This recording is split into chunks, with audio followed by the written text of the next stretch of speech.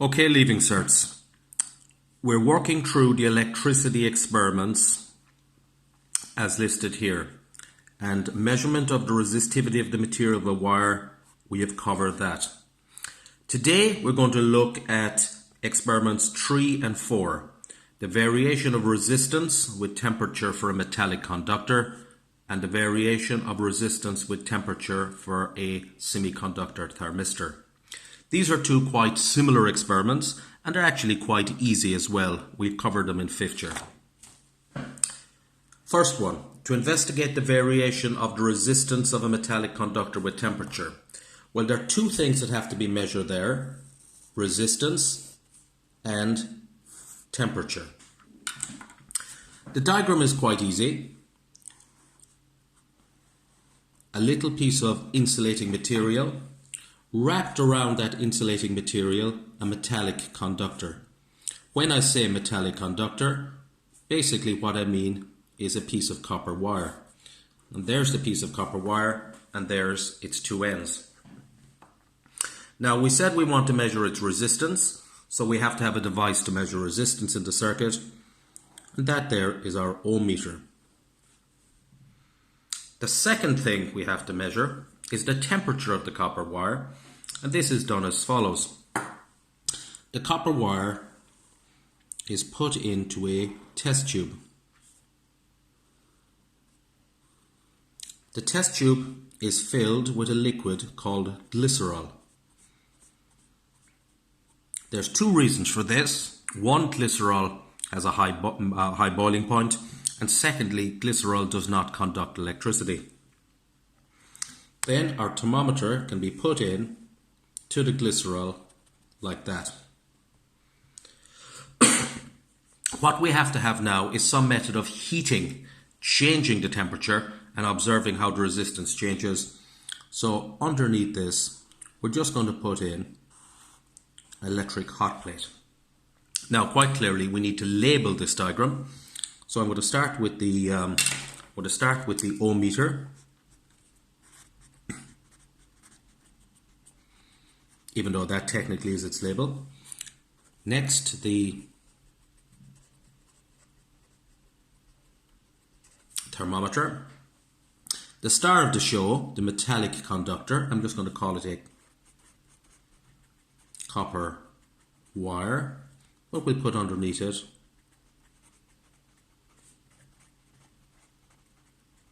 metallic conductor. The test tube of glycerol, and here is our electric hot plate. Okay, that's a fully labeled diagram. The next thing you need to consider is what measurements are taken. We could call this the method. And basically there's two measurements that need to be taken. First of all, we measure the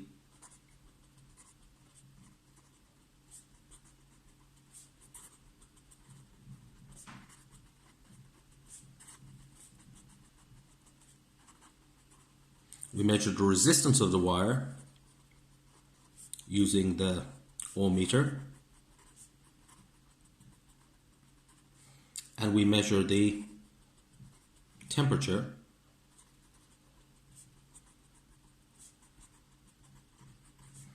of the wire using the thermometer.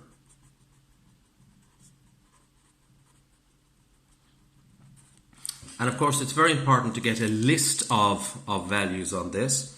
So we're going to say record and temperature values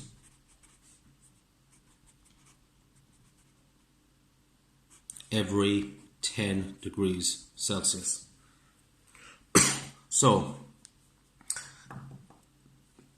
the resistance is measured on the ohm meter, the temperature will be measured on the thermometer, and we record resistance and temperature every 10 degrees. And one word that's very important there, record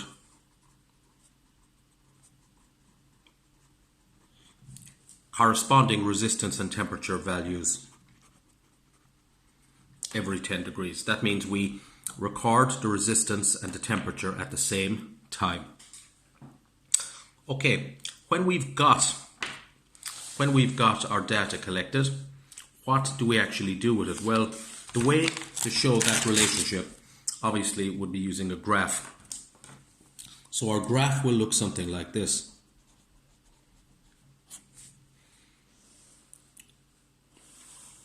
On one axis you put resistance,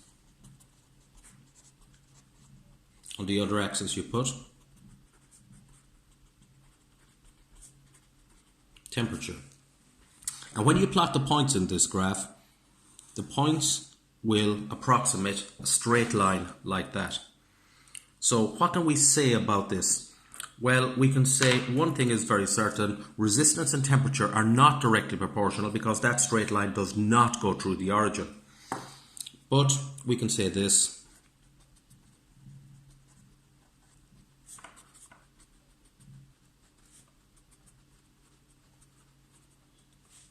follow a linear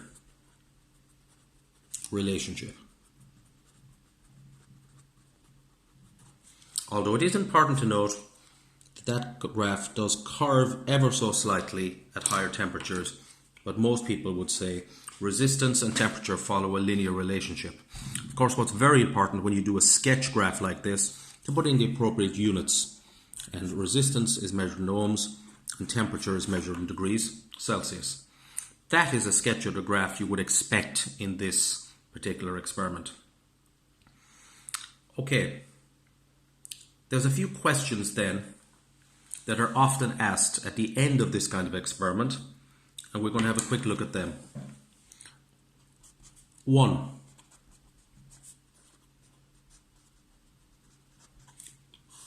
Why is glycerol, or in one actually leaving cert paper they just called it oil.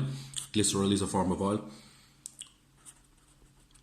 Why is glycerol, why is oil used? We said the oil was used inside in the test tube there surrounding the metallic conductor. Well, glycerol is used for two reasons. One, it's got a very high boiling point.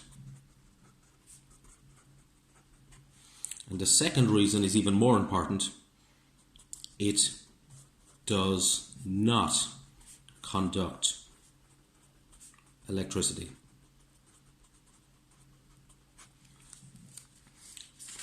If the glycerol conducted electricity, then electricity would be jumping from one coil of the wire to another, and that would change its resistance value. Second,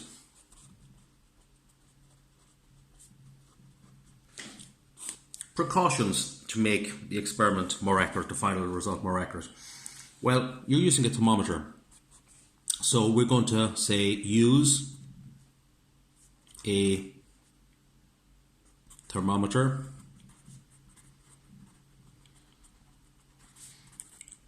with a low heat capacity.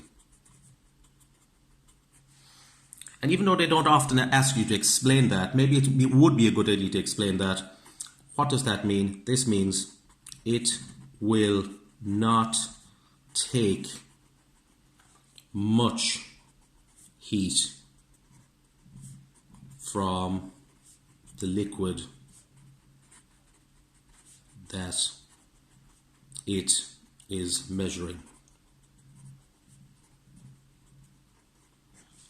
It's important to put the word much there, because a thermometer, when it's working, will actually absorb some heat. It has to, but a thermometer of low heat capacity will not absorb very much heat. 2. A second one, use a more sensitive thermometer.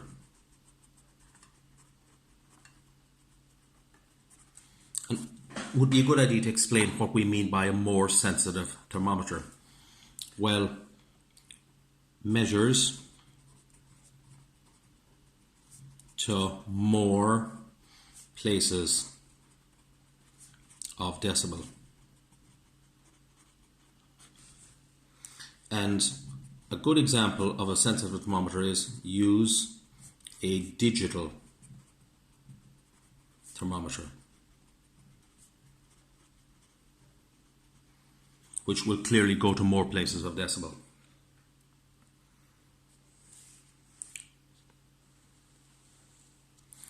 A third precaution there, and none are actually jumping out at me, but a third precaution there could be something like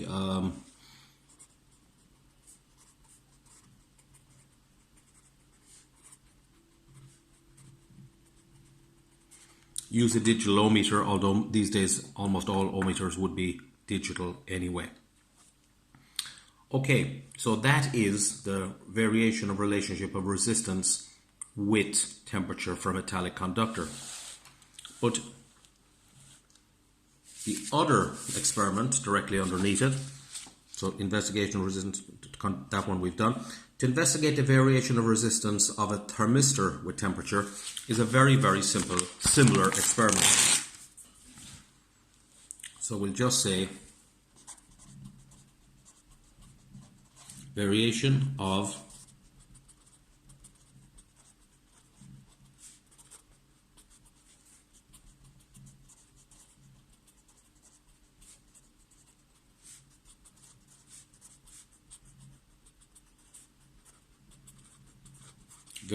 resistance with temperature for a thermistor. Well, first of all, what is a thermistor? Well, I often call it a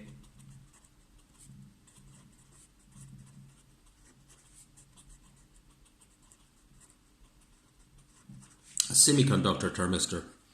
Its symbol is like that. And a semiconductor thermistor is a device whose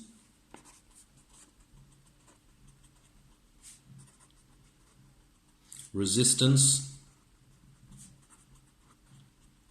changes as its temperature changes. And that can be a very, very useful device. Okay, doing this experiment, and this is one we did in fifth year as well, we look at the diagram. Now you will see great similarities between this diagram and the one we've just seen before. Here is our semiconductor thermistor. Two leads coming off it like that, and very often a semiconductor thermistor is donated with a little dot on it like that. And here is our ohm meter.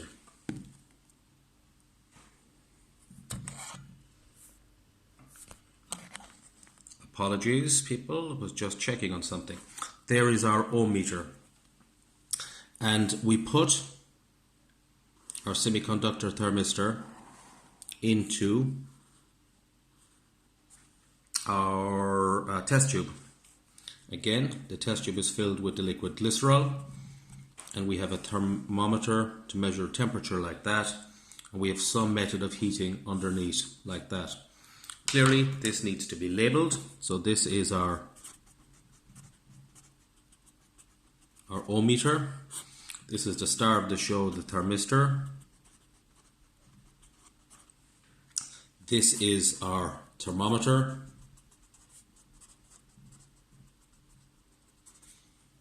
This is our test tube of glycerol, and this is our heat source.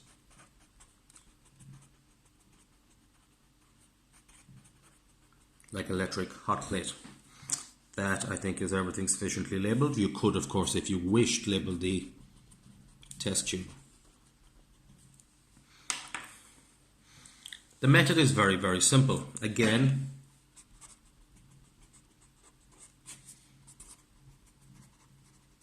record resistance and corresponding temperature values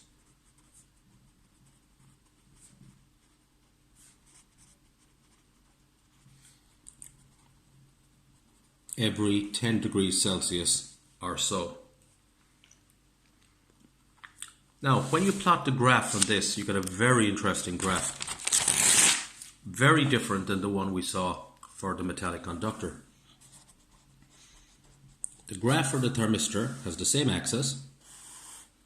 Here we have resistance. Here we have temperature. But this time the graph shows this kind of curve. And that shows us that as the temperature of the thermistor rises, its resistance drops quite substantially. There's a major drop from a low temperature to a high temperature.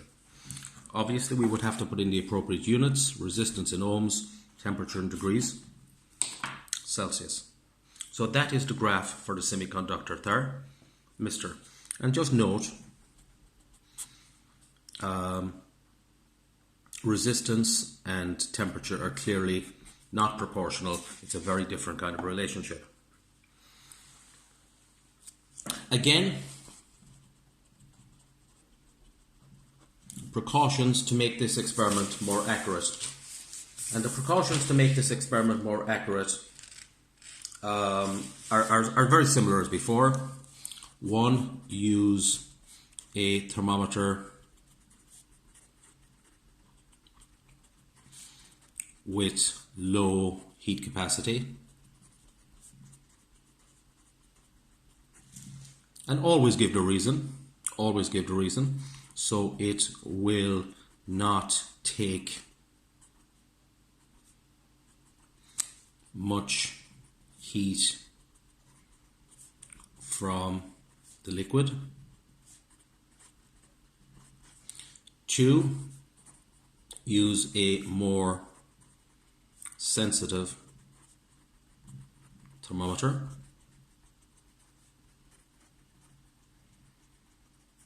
And that means measures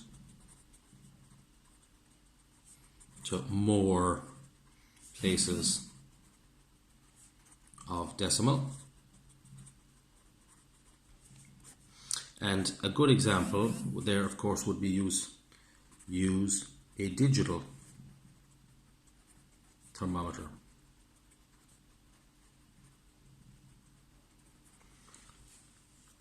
Okay, there would be 2 very, very good precautions there. Now, what I would like you to do is go to the notes that are up on Office 365. These 2 experiments, I want you to study those 2 experiments, the ones we've just talked through right now. For each experiment, make sure you know the following. For each experiment, make sure for each experiment, make sure you know a labeled diagram. 2, what measurements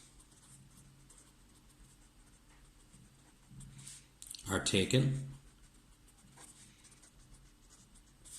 and on what instrument. Note the word corresponding is very important in this experiment. 3, a sketch